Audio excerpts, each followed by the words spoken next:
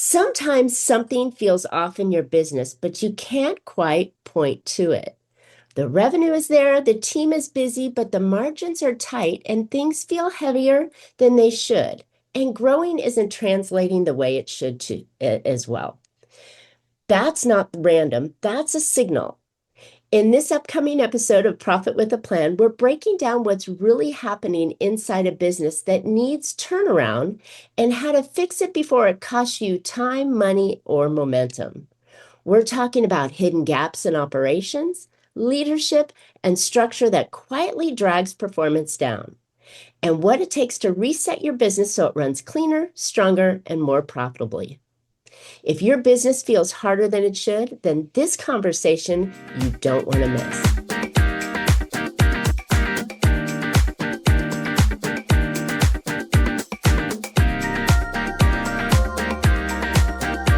Hey, entrepreneurs, are you working too hard for too little profit? Well, welcome to Profit with a Plan podcast, where we help you scale smarter, increase profitability, and build a business that's worth more, whether you keep it or sell it. I'm Marcia, Riner, business growth strategist and the profit booster behind Infinite Profit. I've helped countless entrepreneurs to turn their businesses into highly profitable and sale-ready assets, so they enjoy more income now and a bigger payday later. So join me for practical strategies, expert insights, and proven steps to make your business more profitable, more valuable, and built to last.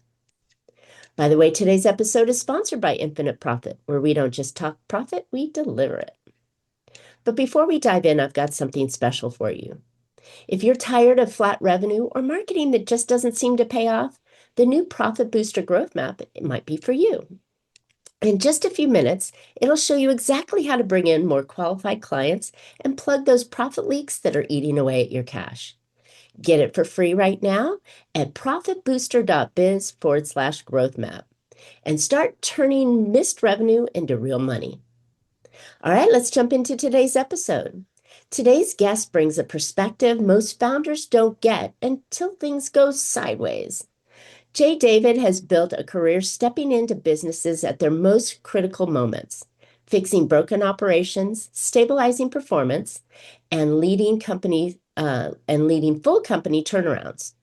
With a background that blends finance and operation, he doesn't just look at the numbers or the systems. He connects the two to rebuild how a company actually runs.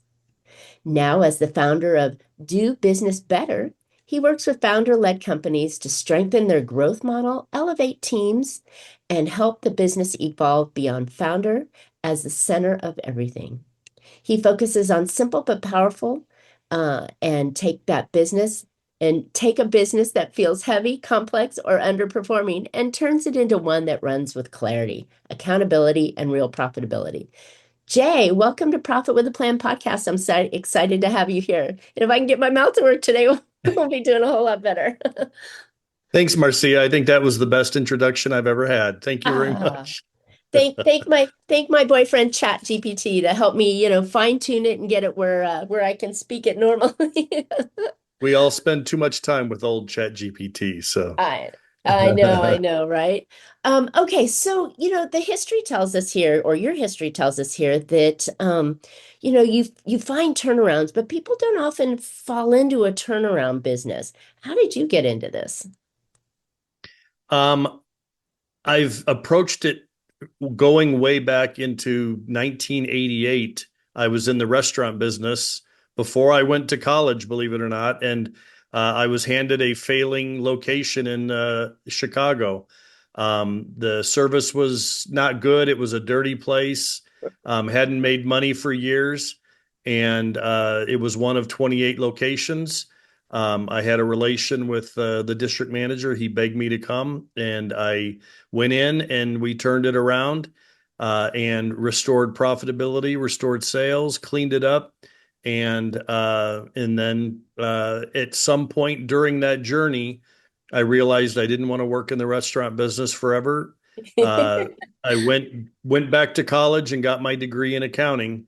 But that was my first experience with turnaround. And really every enterprise I've entered since then has been failing in some form or fashion. I And think that's a that's what pretty I common find that I thing. enjoy. Yeah. When you think about turnarounds and turnarounds are happening in any phase of the business, but when something just doesn't feel right and it's not working to their best, you come in and you fix it. And that's what a turnaround is, at least what I understand.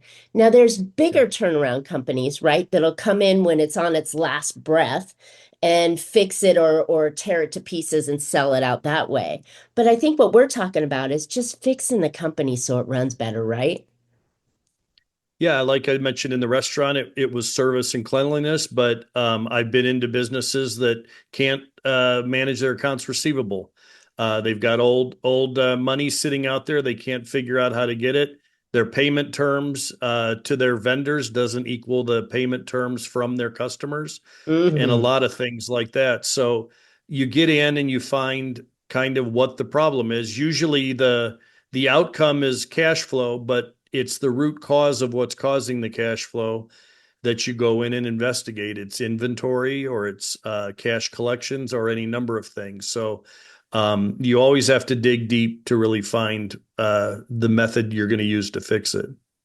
So speaking of digging deep, how does let's take a step back first. When do we start to think it's time for a turnaround? Is there any kind of blaring signal that comes out, or is it often something really soft that maybe we're not realizing? Well, I'll tell you, it's too late if you've already missed a payroll. So uh, you don't want to wait too long. But when you start to have repeatable offenses, when you continually ship late, and one of your big customers is considering leaving, Mm. if you've got continuous safety issues in your plant, and early on you make excuses. Well, that was a one-off. That shouldn't have happened. But then all of a sudden you have three or four that roll up in 6 months. It's time to react. And the excuses are usually defense mechanisms for people not wanting to get in trouble. But when you really start to look at it, and if you have a good communication structure in the business, somebody needs to step forward and say, "Okay, we need to stop. We've got to get back and address these." Customer leaving, a lot of times the salesperson says our prices are too high without noting that we shipped late 50% of the time and cut half of their order. So, again, the truth is usually hidden in a lot of small individual transactions rather than one big event. Yeah, that makes total sense. And like you said, there could be one-offs, yes, but when it starts to happen and you notice the domino effect, right? Where Yeah. clients start to leave or situations become repetitive, then that's the time to really go, hey, let's stop, let's take a look at what we're looking at. So now when we're Yeah. looking, what do we tend to look for? Where do we go digging first? What I do when I enter a business like that, whether I've entered as an employee in leadership or as a consultant, I do interviews with the owner founder and start to find out from them their perspective of what's going wrong. Then I go to the vice president and director level and hear their side. I go to the supervisors, warehouse personnel, factory people, and then I kind of triangulate everything together. That, depending on the size of the business, that can be a full day or it can be a full week. Then I kind of bring it all together, and then I have that very difficult conversation with the owner founder and say, here's where you thought the issues were. Everybody else seems to think they're coming from here. What I've been able to do is kind of boil it down into three or four things, and let's talk those through. And it's a very sensitive conversation because a lot of the times the founder, he takes offense, or they say, well, they don't, how would they know what they're talking about? And perception is reality. If the employees perceive that there's no safety programs or that quality is not important, that's a fact. Mm. No matter what everybody else says. So that discussion leads to maybe a top three or four items that we can go after. And I always propose the one low hanging fruit. And it is something to shock the organization and wake it up. And it usually involves the hourly employees. Mm. The vending machines in the cafeteria are terrible. The product in them is awful. The air conditioning in the factory hardly ever works. So normally that's one of the top 4 or 5 things I say, let's fix that today. Mm. Let's get that set. And then everybody sees, okay, change is coming.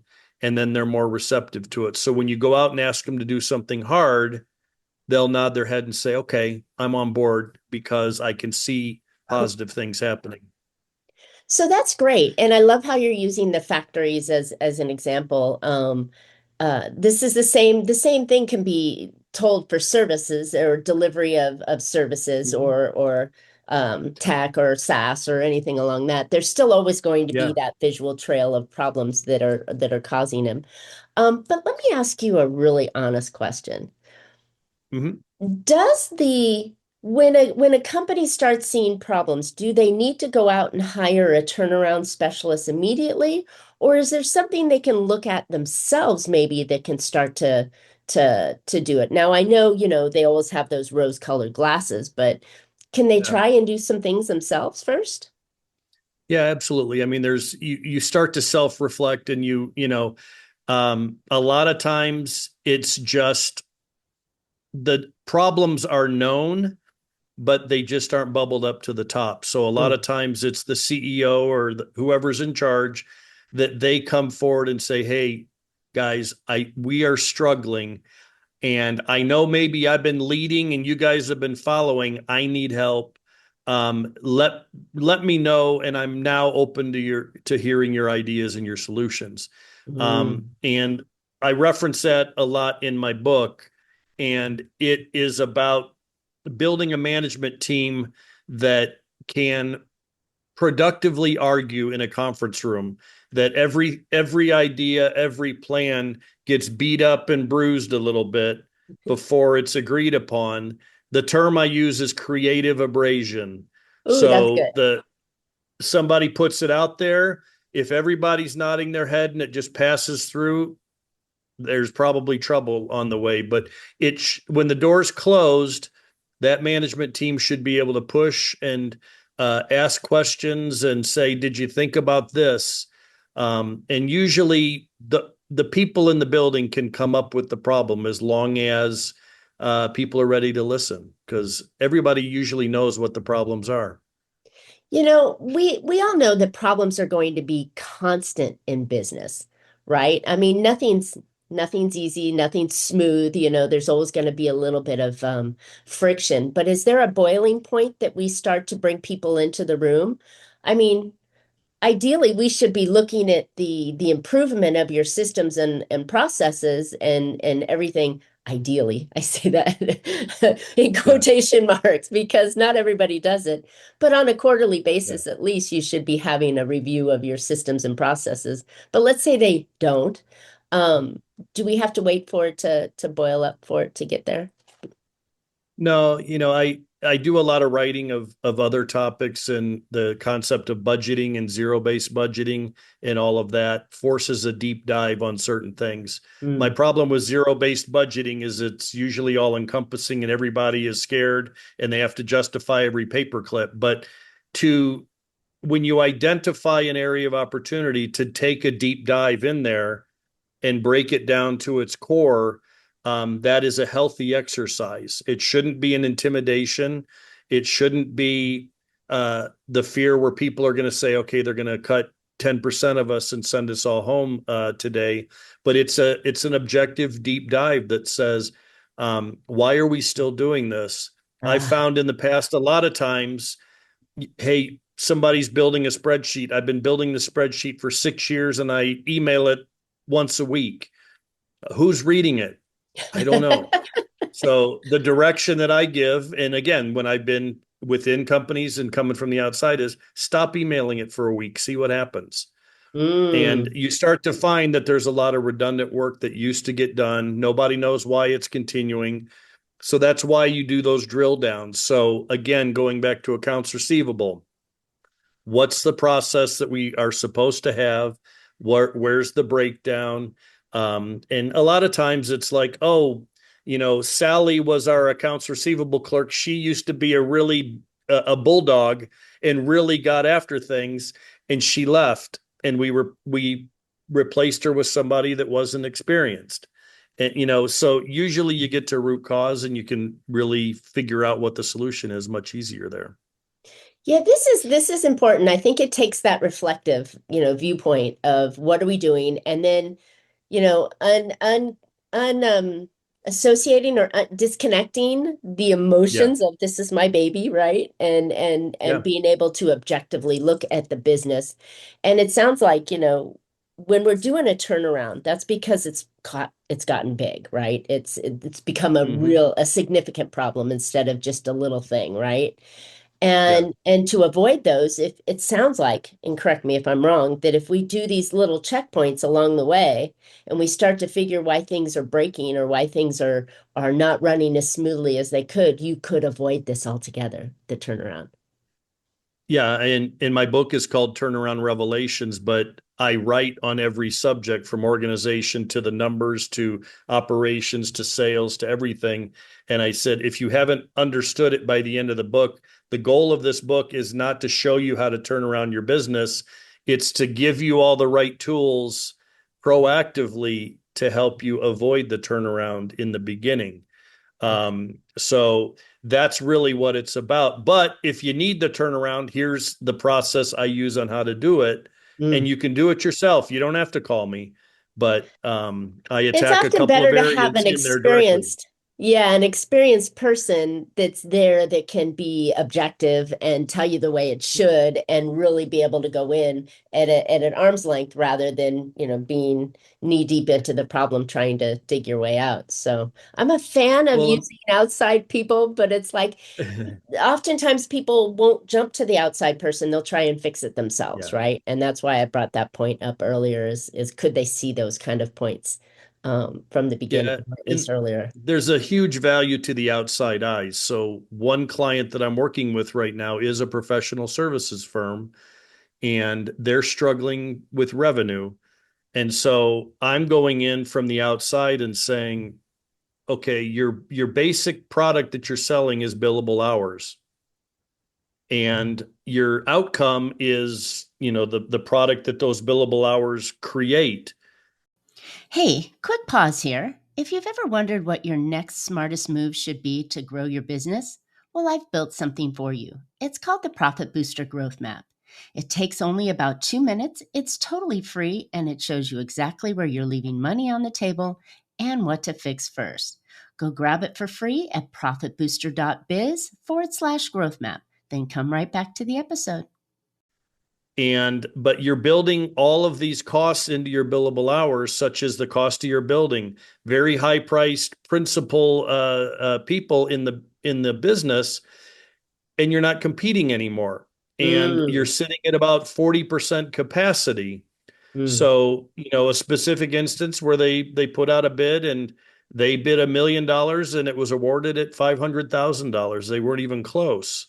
So I yeah. said, turn it around and say, what is the market going to bear for this project? Go back and find out how much manpower you're going to have to put into it. And then ask yourself the question, does this make sense right now? And in their current situation, they need revenue. So I've encouraged them to turn it backwards and to do that and to kind of ignore the concept of the billable hour right now. Because their people are idle at some point because they're only at 50% capacity and they're paying them regardless. Mm. So had you gotten that business for $500,000, that's revenue with no incremental cost. And that's where the outside eyes come in because they were stuck in that paradigm. Well, you know what? That's a really smart story, an example of where they're thinking you have to think differently, right? You have to look at Right. something, the bolts and screws and paper and people of the actual project, as well as the Mm-hmm. exterior of what's the competition going at and the structure of how you're forming your bids, instead of the Yeah. original. When someone has a revenue problem, You and I both know the next answer is make one more sale. Let's get on the phone, make more, sell more, sell more. And they're not Mhm. looking at what they're selling and how they're pricing it versus Right. versus go out and just sell more, right? Which is always the answer to revenue. Or we need to Yeah. market better, or we need a funnel, or we need AI, or whatever it is. Well, But it's and not that's like a that. lot of what, yeah, and that's a lot of what I write about too, because of my finance background and moving into operations. Again, a chapter in my book is price does not equal cost plus desired margin. Price is already decided before you go out there. In the business that you do, you have to be considering competition. If I'm selling candy into the store, there's a price point that candy has to be at. Doesn't matter what my cost structure is, that's the price. So my job then is to say, can I compete at that price? So then I look at my costs. And then again, I'm an advocate of saying, don't include all of the fixed overhead costs, the cost of the building, insurance, depreciation. That's not part of your true decision-making cost. Really, it gets into materials and labor, and that's really about it. Can you make money above that? Yes or no? So then, question for you. So when you're looking at profitability, and I've always been a fan of, yes, we have to factor the fixed operating costs into our cost of goods sold, right? Into Mm-hmm. the price that we're charging. But I know that you're switching it on a different level. You're saying, can we be competitive just based on what it costs us to put out this widget or service? And that you Yeah. shouldn't factor in the cost of the building, but somewhere along the line on the bottom line profitability, you still got to factor in the cost of the building and insurance and all that other crap, right? Well, yeah, GAAP accounting, generally accepted accounting principles, mandates that you embed fixed overhead into product cost to get to cost of goods sold. But I think that that's like you said, it affects the actual um competition or the ability to compete in the market with that. How do we work around that and make sure that we're still doing the accounting processes, but yet we're still managing where that cost is so we can at least have that bottom line number that means I've Yeah. still got money in my pocket at the end? Yeah. So generally accepting accounting principles force the allocation of fixed cost into product cost in order to calculate cost of goods sold. So everybody's doing it the same way, and that gets you to net income and everything. But that fully loaded product cost is not your incremental cost to make a decision to produce again. Mm. So when you add in your building cost, and I'll go back to this professional services firm, they have a very expensive building. They have chosen very good benefits programs for their people. They pride themselves on the tenure of the people that do the work in the building, but their clients don't necessarily want to pay for all that overhead. So the accounting says it's all in there, and then you come up to a net income number. But the decision is you can still set your own price, and the price is set to get the business. But then when you look at the risk of making that yes decision, you say, if I say no, I get no revenue and I don't incur any costs. If I say yes, I get revenue. And then you ask yourself, what are the costs of saying yes? In their Mm. firm, it's $0.00 because they don't have to hire anybody. In the candy business where I came from, it's the cost of the candy, the cost of the packaging, it's freight cost and commission, because I'm not going to have to hire any more people. I'm not going to have to rent a new building. I'm not buying new equipment. So if I say yes, I know my incremental cost. And I'm not saying that you sell it for a penny above that incremental cost, but if your margin is 50% above your truly incremental costs, go for it. But Sure. that if you look at it on fully loaded costs, the margin might be 5%. Mm. Got it. So that's what usually happens. And Yeah, that's why and people get that's stuck. that's a really good angle to look at. And when you're factoring in how competitive am I and the value that I perform, right? We can always go back and reanalyze what our operating costs are next go around, right? When Hmm. leases come due or relationships or contracts come due, you can look at how you're pricing them. Um, I'm also a huge fan of innovation and how can we do this at a bigger, better, faster, stronger, cheaper, leaner way of doing it, how whatever the factor is that you're looking to do. And that's always really important. But I love the way that you said, hey, we got to really look at competition and can we land the deal? And if we could do the deal at that price, what is our profit on it and how do we factor in the rest of the items to it? So it's looking at it from a different viewpoint Yeah. instead of just the hard numbers, just the data. It's saying a $500,000, sale is better than no sale. Of course, Yeah. $1 million sale is good, but that $500,000 sale takes some pressure off of us that allows us to do more things. Yeah. And that's valuable. Well, It's and I a think unique the way of term that looking. I would use is it's the cost of saying yes. If I say yes, what costs are going to fall into my P&L? It's the accountants and GAAP will say, well, the cost of the building, the cost of the insurance, your lease, everything there is no, that's not the cost of saying yes. I've already paid for those. I've already made a decision on those. That decision I made should not penalize my ability to say yes to the opportunity in front of me. And I think one more point on that, which makes perfect sense to me, if you find yourself 3, 4, 5 months down the road continuously having to say yes to the lower sale price, then that's when it's time to reevaluate everything that it's costing you to operate your business, right? But if Yeah. again, if it's a one-off or a two-off, Well, it's the it's the choice of yes.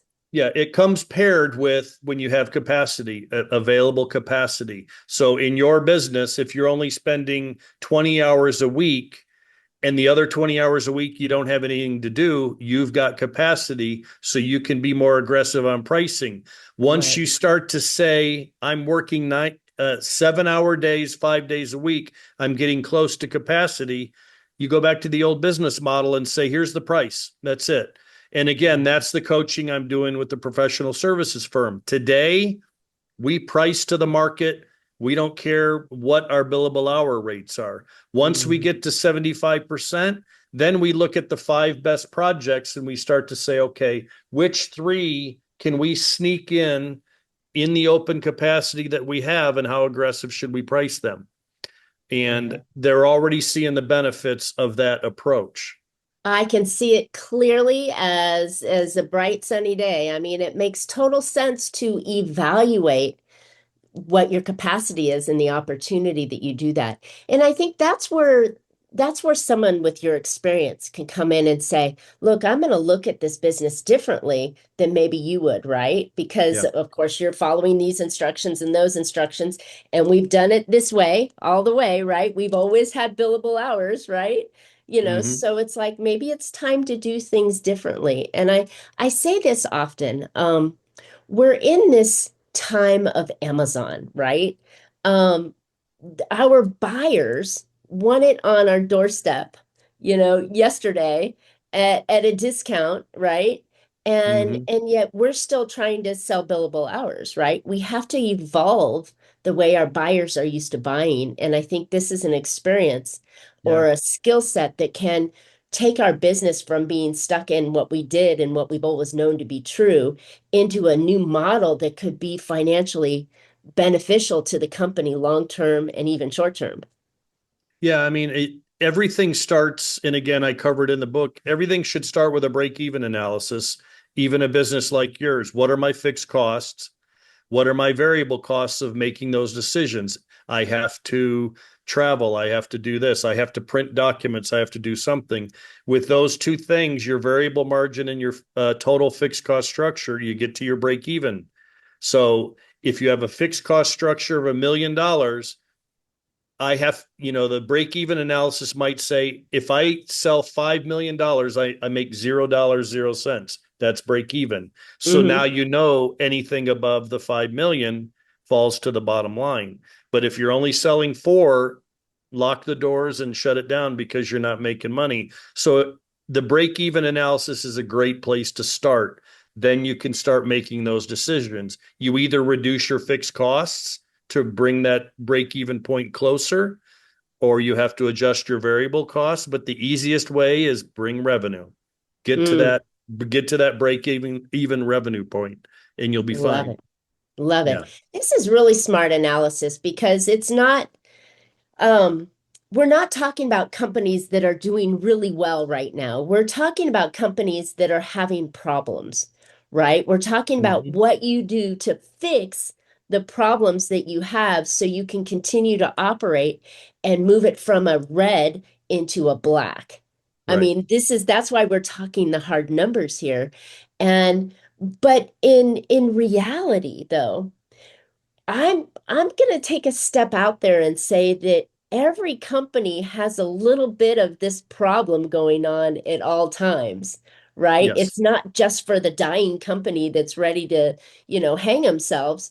It's for every company. There's an opportunity for you to take this kind of analysis and review what you're doing and see if you can do it better or see if you can fix something and improve it and make it Mhm. better so that way you never get into a dire strait. Yeah. I mean, one of the other things that I talk a lot about is the gap between operations and finance. Operations people don't understand the accounting calendar, accruals, allocations, depreciation. It's a foreign language to them. Just like finance doesn't understand when engineers are talking about OEE or, PLCs and all this type of stuff. So one of my missions in life is, because I've got the dual background, is to begin, I'm building I call it Do Business Better Academy. But for any of my clients, they're going to have full access to this.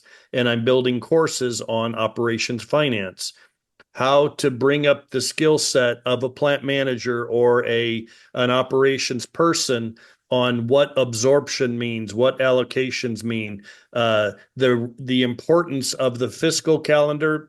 Finances month end might be on a Tuesday this month. Their month end is here. Why it all matters. So when they're in the conference room together, they can engage rather than, I've seen a lot of operations people walk out of a conference room saying, what was that all about? I had no idea what they talked about. It's a foreign language.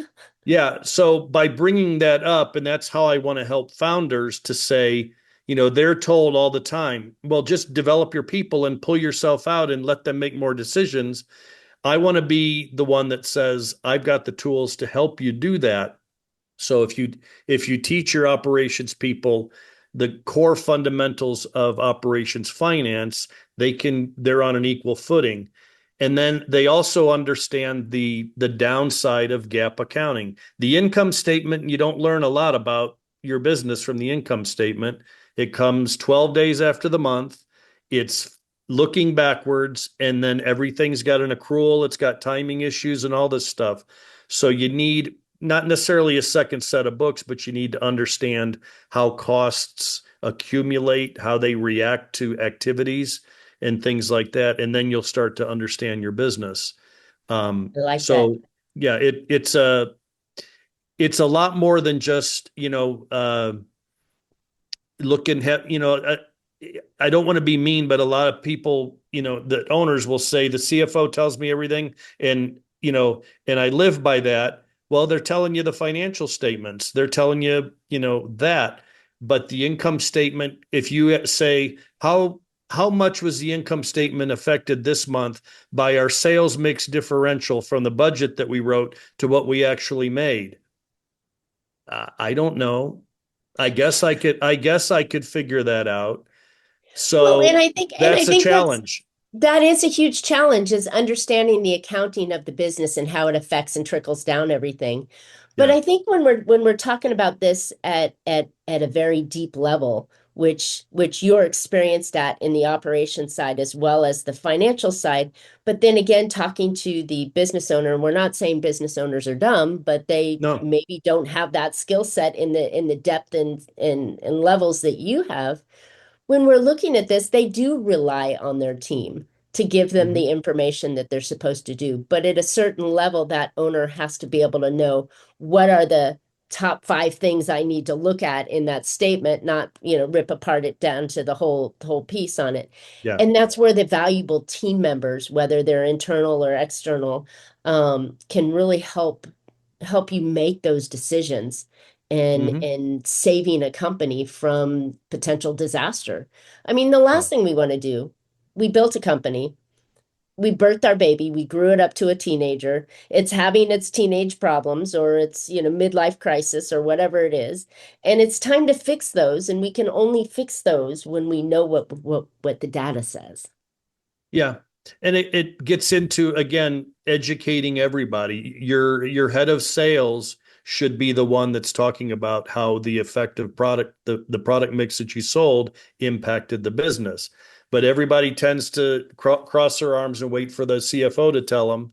And if you educate everybody about the finance side of their business, it's going to be a much better team approach. And rather than the owner having to ask, what are my challenges this month? If he's got that team that is well versed in the finance side of the business and how their actions impact the P&L, that management meeting at the end of the month is going to be much more valuable because they're all telling him, it's not just the CFO. I like that. It's kind of like they're And running their own little company, right? So they need to yeah, know their financial reporting on each department, right? So that's yeah, good. All right, Jay, exactly. we can go on a long time about this information and yeah, it can be dry sometimes, but it's essential, right? Yes, And it's looking at those holes that are filling with water. And if you don't take that bucket and shovel them out, you're all gonna drown in it. yep, So I love the fact that we're looking at it from a different point, and each department has to have a financial pulse on what their department is doing to make everything work better on it. So I really like that. exactly. But knowing all that and knowing that there's going to be times anytime in a company where this is an important time to review, where can listeners find out more about you and your build better business? I, Almost. I I choked on it. Sorry. Yeah. Uh, I can be reached at dobusinessbetter.com. That's my website. And on the website, I have what I call the Founder's Journey. It's an assessment for business founders. Takes about 10 minutes. They ask a bunch of questions, and it gives them an evaluation of where their strengths and weaknesses lie on their journey. I define the journey as moving from a business that is mine to ours to theirs. Ooh, And good. once it's to theirs, then they can start thinking about selling it or transferring it to a family member. I do have a book, Turnaround Revelations, and anybody that is listening to this podcast, if you send an email to me, it's j.david@dobusinessbetter.com. I'll send you that link for the assessment. I also have my audiobook coming out. As soon as I figure out how to email an audio file that big, I will email you the audiobook for free also. I love it. I think I can help you with that one offline. So we'll Good. get that one dialed in for you.